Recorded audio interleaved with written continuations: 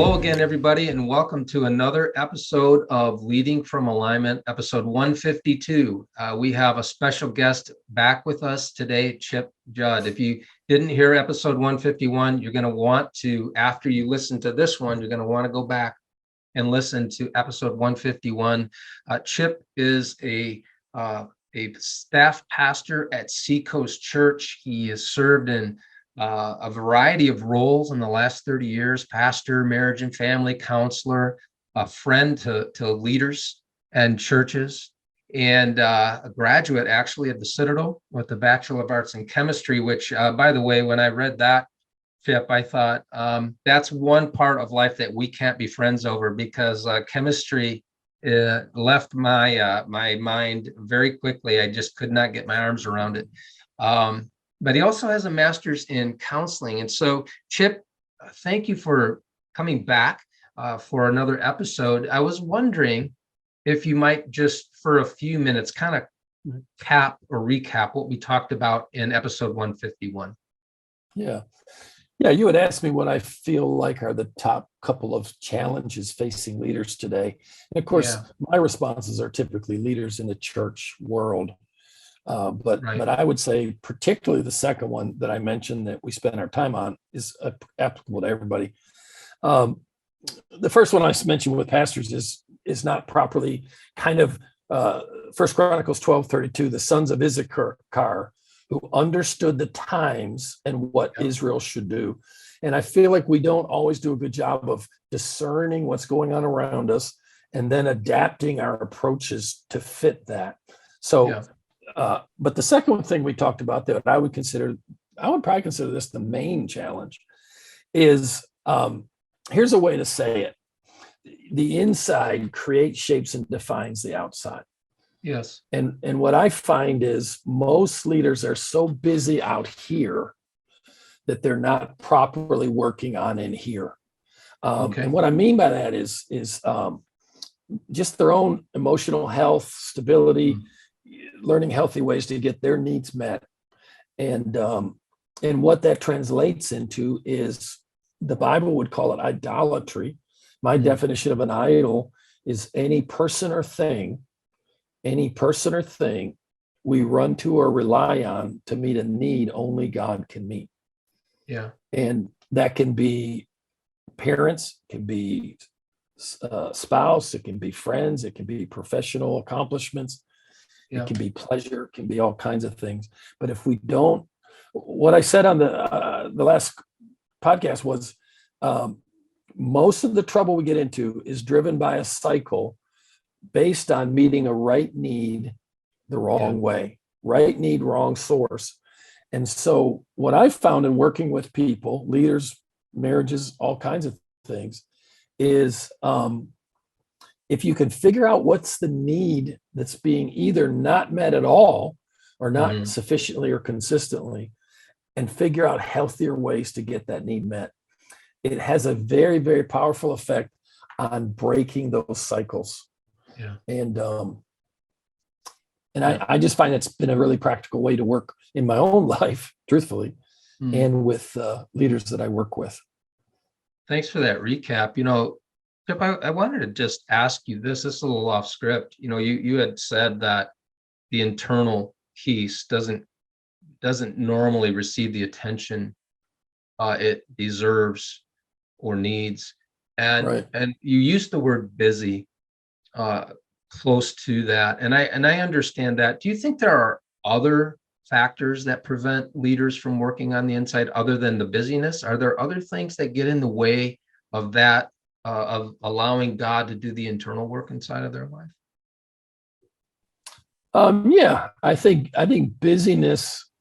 I think we have a cultural, what would I call it? A cultural pattern, belief, maybe even, that we muscle through, we power through. I've heard lots of things. 2 Corinthians 5:17, I think. If any man be in Christ, he's a new creation. Old things have passed away. And I've heard guys wrestle with me about, you don't have to deal with your past. God's forgiven you. Well, the bottom line is I live today, you live today out of all that life and life's experiences has taught me leading up to today. Right. And growth in God. There's a verse in Jeremiah 1:10 that says, it's an interesting application of it. Probably, maybe even some people would take issue with it. But in Jeremiah's calling, God said this: I've set you over nations and kingdoms. And then he says this: to root up, pluck up, pull down, destroy. Root up, pluck up, pull down, destroy. Build and plant. Root up, pluck up, pull down, destroy, build and plant. Now, a guy like me, here's what I see. 4 of those are destructive. Yeah. 2 of them are constructive. What does that mean? I believe that's a perfect picture of spiritual growth. Spiritual growth is 2/3 dealing with what's already there. 1/3 putting new stuff in. Wow. And we're not taught to do that. We're not taught to, and leaders are not encouraged to slow down and say, okay, why do I react? Like I'll use myself in days gone by. Why do I become insecure and feel inferior around type A driven, competent leaders? And the bottom line is, it's because my father didn't communicate love and approval to me very well. He would say to me, you're lazy and you'll never amount to anything. And he liked my brother, older brother, more than me. He didn't love him more, but he liked him more. Why? They were more alike. Yeah. I'm a book freak. I love to sit around and think. And my brother was good with that. Now, what did that do? Well, later in life, I saw myself, faith comes by hearing. I believed what the God, little g of my world said. You're lazy, you'll never amount to anything. So what I would do is sabotage my success. And what eventually happened was, long story short, is God, my heavenly Father, got through to me that he made me laid back and relaxed, not type A, so that hurting people would be comfortable talking to me. Yeah. Now, what I just walked through is a multi-year process. Yes. Of internally dealing with what life had put in me. Yes. And John, I couldn't even begin to put into words how it's changed my relationship with other leaders. Now I spend most of my time around type A driven leaders and ministering to them and helping them. And the inside creates, shapes, and defines the outside. Yeah. If you hit a wall and can't figure out how to get around it, here's my advice: look inside first. Because if you solve the problem externally, you're just going to postpone it and run into it again. Yep. And it's kicking the can down the road. That's just such good stuff. I think about Paul talking about, and if I think it's in Ephesians where he says, put off the old man, absolutely, with its desires, and then he uses other adjectives, and then he says, and be made new in the attitude of your mind, put on the new self. And so there's this putting off, and I think that's what you were describing in Jeremiah there. And there is that. When I do a talk on emotional health, and I share my journey through anxiety and depression as a leader going through major depression, I have 35 minutes. And so I give this talk, and I always try to preface it by saying, look, this took me about 10 years to figure out. Yeah. And I'm giving it to you in 35 minutes. There's no way you're going to be able to do all of the heavy lifting just out of this one talk. Hopefully all this talk does is get you moving in a good direction and give you a good next step. But I haven't thought about that passage in Jeremiah that way, and it's so powerful. Chip, I think that kind of segues nicely into the next question I have for you. From my perspective, and I would acknowledge that my perspective is limited and somewhat anecdotal. It seems to me that the leadership pool is shrinking. And by that, I mean, I just think there are less people signing on the dotted line for ministry. And I'm wondering, how you feel about that, if you agree that you see similar trend, and are you concerned about it? And if you are, um, what do you think is maybe a thing or two that we can do about it? Mhm.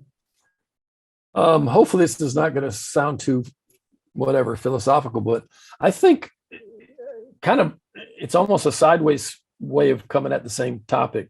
Okay. But like I look at our culture and some of the craziness that's going on, and I think, okay, what's at the bottom of all this? And we live by narrative, we live by story. Hmm. Stories have authors. In English, one of the roots of the word, one of the derivations, or in other words, another word built on the word author is the word authority. Well, Yeah. here's the problem. At the bottom line, we live in a time when every form of authority is being questioned. Mm. Every form of authority is not trusted. One of the results of that is I don't want to be that. Yeah. I don't I don't I don't want to be an authority. And there's another reason for that. Most of us intuitively know that the moment you take on authority, you've, whether you meant to or not, you took on responsibility. Yes. And so we live in a time when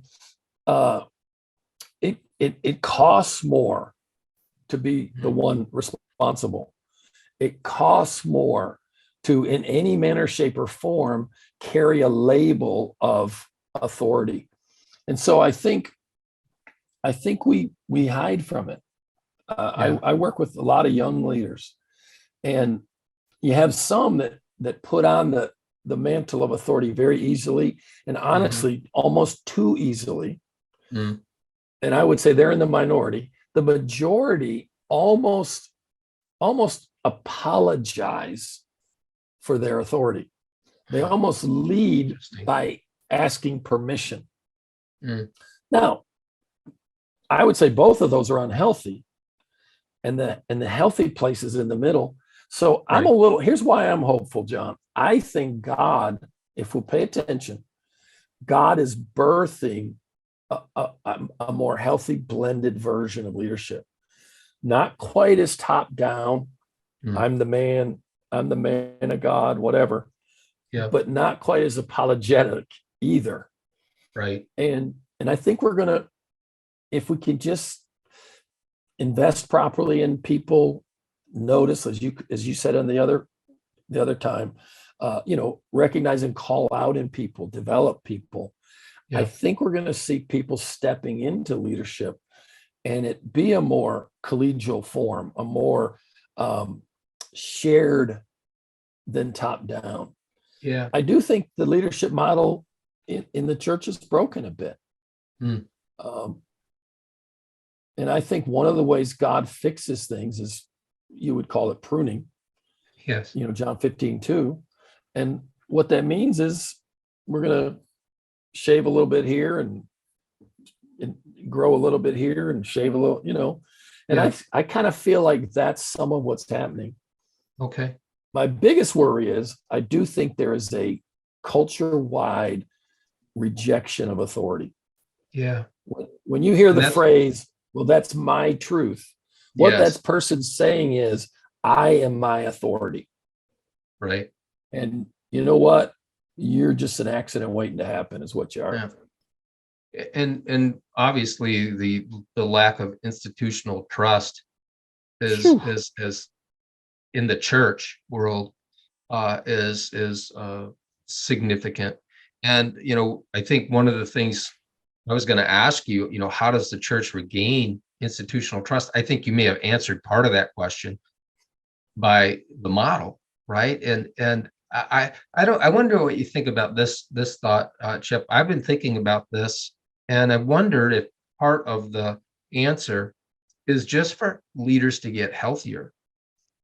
Mhm. And I'm wondering if younger people who have a call on their life, but they're looking at leaders that have a little farther down the road, and they see a lot of unhealth, not just from the way they do what they do, Chip, but just the way they are, that their emotional quotient, if you want to call it that, and they look at that and they say, you know what, I don't want to be like that, Right. so I'm out. Is there some of that, do you think, as part of the issue? Yeah. A thought that hit me when you were saying that last part there. Ministry doesn't make leaders unhealthy. Leaders make ministry unhealthy. Mm. Wow, that's so good. In other words, well, let me say it even better. Ministry doesn't make leaders unhealthy. Unhealthy leaders make ministry unhealthy. That's so good. So the key to it is to get healthier. The interesting thought, John, the higher you go on the food chain, the less truth you get. I think in some circles, they call it the CEO syndrome. Yeah. Oh, well, hey, John, how you feel like I'm doing? Well, I sign your paycheck. I fill out your quarterly evaluation. Right. You're not going to tell me the truth. You know what I'm saying? Yeah. Or let's say you do, and a month later, you're punished for it some way. Right. You're no longer invited to the lunch that I go to with 3 or 4 guys. The bottom line is this: John 8:31-32. Jesus said to those Jews who believed, if you continue in my word, then you're my disciples indeed, and you shall know the truth. Yeah. And the truth will set you free. The counselor in me would say this: the truth will get you unstuck from the unhealthy cycles you're caught in. Right. I believe one of the most important indicators of the trajectory of a leader is his relationship to truth. Are you his or her? Are you a truth chaser or are you a truth avoider? What I tell leaders everywhere I go is find 2 to 3 people that love you unconditionally. Right now, they love you exactly as you are, but they've proven to you they'll speak the truth to you when it's hard, when it's uncomfortable. And what you should do when you find somebody who loves you just the way you are, but will speak the truth to you, is pay them whatever you have to keep them in your life. Yeah. Because they are absolutely worth their weight in gold. Yes. And what we do is we throw the word blind spot around. By definition, a blind spot is an area of weakness or challenge we're not self-aware of, right? Yeah. Well, guess what? Somebody's going to have to poke you in the eye to make you aware of that blind spot. Yes. Well, it doesn't take much for a leader that's high enough on the food chain to insulate themselves from anybody that could poke them in the eye. That's right. And I see that. And I believe that's one of the biggest things I see in the church, that leaders think they're getting truth and they're not. Yeah. And I see that in the corporate arena as well. I'm sure. I think that's a principle that works in both worlds, and has amazingly bad consequences attached to it over time, if not dealt with. Chip, I'd like to play this little game every once in a while with myself. Like, if I could go back in time, what would I tell the younger version of myself? Because I've had this thought cross my head a few times. I feel like I'm in a better spot in terms of my mental and emotional well-being, the way I think about God, the way I think about my relationship with him and ministry and all of that. And I think, but man, I wish I had like the juice I had when I was in my 20s, physical energy. And so I think about, what would I tell myself, this old version of John, what would I tell my younger version? And I wondered, if you could do that, if you could go back in time, what would you tell the younger version of yourself? Yeah. I'm answering it, but I'll answer it sort of less personal. Okay. I've come to believe this thought that I've heard somewhere else. When you're young, you regret what you've done. When you're older, you regret what you didn't do. In other words, when you're young, it's sins of commission. When you're older, it's sins of omission. John 10:10, and I'm saying that's what I would say about my own life. I wish I had acted on things that I saw, felt, believed that I just didn't. Like I tell people, I love where my life is. I'm blown away by where my life is. It so far exceeds the expectations I had. It's remarkable, but I still believe I'm about a decade behind where I could have been. Yeah. And Understood. And here's an interesting thought. John 10:10, famous verse: "The thief comes to steal, kill, and destroy, but I came that you might have life and have that life more abundantly." Well, the first part, the thief comes to steal, kill, and destroy. One time I was preparing to speak somewhere, and I felt like God said this to me: "The thief comes to steal, kill, and destroy, but the greatest theft is not taking from what you have. The greatest theft the enemy succeeds at is keeping you from getting what God meant for you to have." Wow. And I believe if there are regrets in heaven, I believe one of the greatest regrets is going to be what we left on the table. And typically, usually the culprit or the force is going to be fear. Yeah. What did we not go after? Right. Because of the fear of failure or whatever. Yeah. I heard Ian Crone ask this question. Ian wrote a great book, The Road Back to You. He said, "What would you do if you weren't afraid?" And he meant it in a good context, in a wholesome context. Yeah, right. But man, I haven't been able to get rid of that thought for months. What would you do if you weren't afraid? Man, so good, so powerful. Chip, I think what I would tell the younger version of myself is that the ministry will never give you what only God can give you. It will never provide a lasting sense of value. Right. And as your ministry grows, as you're young, when you're young, I think the thought is, as my ministry grows, I'll get happier. I'll feel better about myself. I'll feel better about life. And the blow comes when you grow and you realize I'm not that much happier. And I'm still wrestling with some of those internal thought patterns that have been destructive in my life, telling me I'm not good enough and those types of things. Right. Man, I'll tell you, there's just so much going on in my mind, and we're out of time.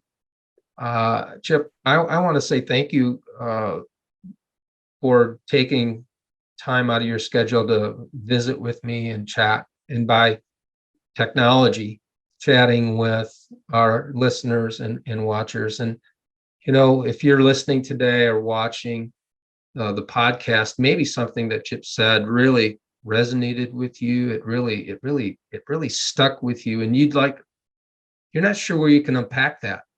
We want to just offer you a free 30-minute call through Converge Coaching to help you start to unpack that thought or series of thoughts. And we might be able to help you. And if we can't help you, we've got a great network of people that we know who can, and we'll get you in touch with them if we can't be helpful to you. So you go to convergecoach.com and click on the contact us link, and that is the way you initiate a conversation with us. So Chip, thank you once again. Appreciate you. I appreciate our budding friendship and the opportunity to get to know you. And I know that those who are listening and watching are going to be super blessed by what you shared in the last podcast and then this one, 152.